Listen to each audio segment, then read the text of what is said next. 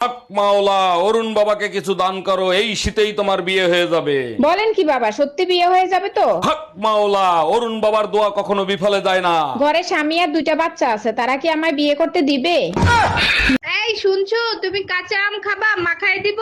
তু তু তুমি যা যা জানো না,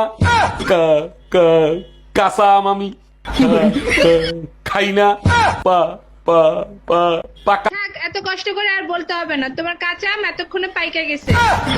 বাইরে শান্তি নাই, ঘরে শান্তি নাই, কোথায় গেলে যে শান্তি পাবো সেইটাই তো বুঝতে পারতেছি না। দিনে শান্তি নাই, রাতে শান্তি নাই, সারাদিন শুধু কাজ আর কাজ। এই তোমার কি হয়েছে? সারাদিন বকবক করতে থাকো, তোমার মুখ ব্যথা করে না? তোমার কথা শুনলে তো আমার মাথা ব্যথা করে। আমাকে দেখলেও তোমার মাথা ব্যথা করে, আমার কথা শুনলেও তোমার মাথা ব্যথা করে। তা এখন তোমার কোন মাথা ব্যথা করে শোনা?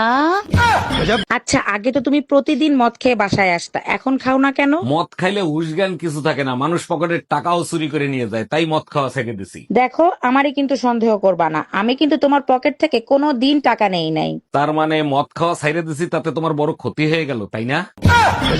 এই কই তুমি, শিগগিরই এদিকে আসো, আমাকে কুত্তায় কামড়াইছে। 1 মিনিট দাঁড়াও। হ্যালো ডাক্তার, আমার বউরে কুত্তায় কামড়াইছে, বড় কোনো সমস্যা হবে না তো? অরুণ সাহেব, খুব দ্রুত ইনজেকশন দিতে হবে, তা না হলে জলতঙ্ক রোগ হতে পারে। হয়ে যেতে পারে মানে অলরেডি হয়ে গেছে। যারে দেখে তারে কামড়ায়, পাগলের মতো ব্যবহার করে। আপনি থাকেন, আমি এক্ষুনি কুত্তা নিয়ে আসতেছি। আরে অরুণ সাহেব, অনেকদিন পরে দেখলাম আপনাকে, তারপরে বলেন কি সমস্যা? সবসময় ভয়ের ভিতরে থাকি, রাতের বেলা এক ফোঁটা ঘুম হয় না। ঠিক আছে, আমি ওষুধ লিখে দিচ্ছি, রাত্রে খেয়ে টেনশন ফ্রি ঘুমাবেন। কেমনে টেনশন ফ্রি ঘুমাবো? টেনশন তো বাপের বাড়ি যায় না।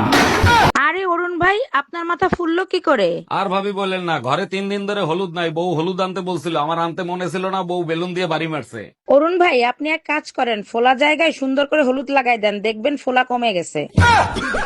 আবালের মতো কথা কইলেন ভাবি, ঘরে যদি হলুদই থাকতো তাহলে কি আমার মাথা ফুলতো? এই আমাদের বিয়ের সময় কাজী সাহেব তোমার কানে কানে কি দোয়া পড়ছিল? বিয়ে ভাঙানির দোয়া পড়ছিল। ইস, কেন যে কাজী সাহেবের দোয়া আমলে নিলাম না। কাজীরে পরে দেখতেছি, আগে বল কাজী বিয়ে ভাঙানির কি দোয়া পড়ছিল? বিয়ের সময় কাজী সাহেবরে জিজ্ঞেস করছিলাম, বিয়ের কোণের ডান পাশে বসাবো না বাম পাশে বসাবো? কাজী সাহেব কানে কানে বলে, এখন যেখানে খুশি সেখানে বসা, বিয়ের পরে তো ঘাড়ের পরেই বসবে। ডাক্তার, এত কিছু খাই তবু শরীরের দুর্বলতা কাটে না, কি করি বলেন তো? আপনার তো রক্ত শূন্যতা হয়েছে, মনে হয় বাসায় অনেক মশা আছে, দাঁড়ান মশা মারার ওষুধ লিখে দিই। আরে ডাক্তার, আমার ঘরে একটা মশাও নাই, শুধু রক্ত চোষা বউ আছে। আপনি বউ মারা ওষুধ লেখেন।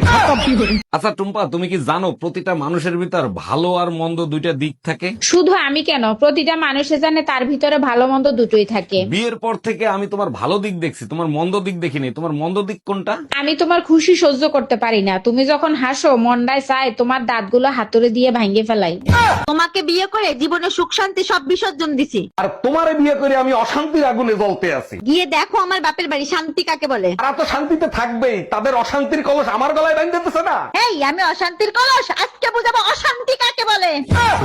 জানো বেবি, বর্ষা মৌসুমটা না আমার কাছে অনেক রোমান্টিক লাগে। ভালো তো লাগবেই, তোমাদের সাথে মিল আছে না? বর্ষার সাথে আমাদের আবার কি মিল খুঁজে পাইলা তুমি? স্ত্রীর মতো প্রথম প্রথম বউকেও ভালো লাগে, পরে আর ভালো লাগে না, তাই না? ভালো লাগবে বাল, একবার শুরু হইলে থামতে চায় না বাল।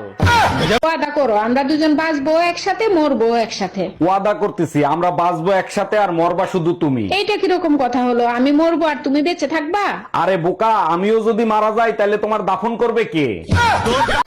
শীত তো চলে আসছে, এইবার কি করবা? ফুলজার ভিতর গাথি রাইখুম তুয়ারে, আচ্ছা তারপরে? সিনা লাগে বাঁধি রাইখুম তুয়ারে, ও ননাহি রে। আইনদা রাখতে পারো, সমস্যা নাই, দুর্ঘটনা ঘটলে কর্তৃপক্ষ দায়ভার নিবে না।